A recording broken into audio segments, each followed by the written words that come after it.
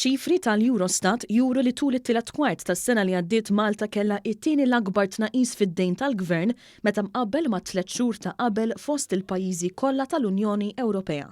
Miċ-ċifri tal-Eurostat joħroġ li l-għafsa tad-dejn fil-pajjiżi taż-Żona euro kienet ta' ftit aktar minn 86% tal-prodott domestiku gross.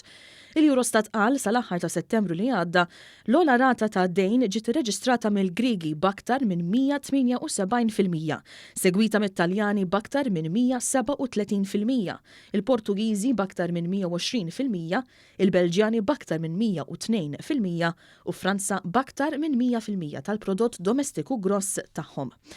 Min-naħa l-oħra l-anqas rati ta' dejn ġew irreġistrati fl-Estonja b'9.2%, il-Lussemburgu u l-Bulgarija bi ftit aktar minn 20%. Miċ-ċifri tal-Eurostat joħroġ li r-rata ta' dejn f'Malta kienet ta' ftit aktar minn 43% tal-prodott domestiku gross, jiġifieri nofs tal-medja Ewropea u 3 darbiet anqas mid-dejn illi għandhom it-Taljani. Imqabbel mat-tieni kwart tas-sena li għaddiet 4 pajjiżi membri Ewropej irreġistraw żieda fid-dejn ta' pajjiżhom meta mqabbel mat-tielet kwart tas-sena. Joħroġ ukoll li 23 pajjiż irreġistraw tnaqqis fid-dejn, bl-aktar tnaqqis jiġi rreġistrat f'Ċipru b'9.2%, segwita minn Malta b'2.3%, l-Olanda b'1.7% u l-Finlandja b'1.5%.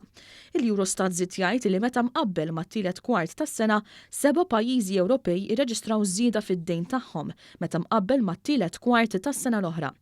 L-aktar żiediet kienu reġistrati fir-Rumanija, l-Italja, Franza u l-Litwanja. Min-naħa l-oħra l-akbar tnaqqis kien irreġistrat f'Ċipru u l-Portugal. Malta wkoll irreġistrat tnaqqis fid-dejn bi 2.7% tal-prodott domestiku gross.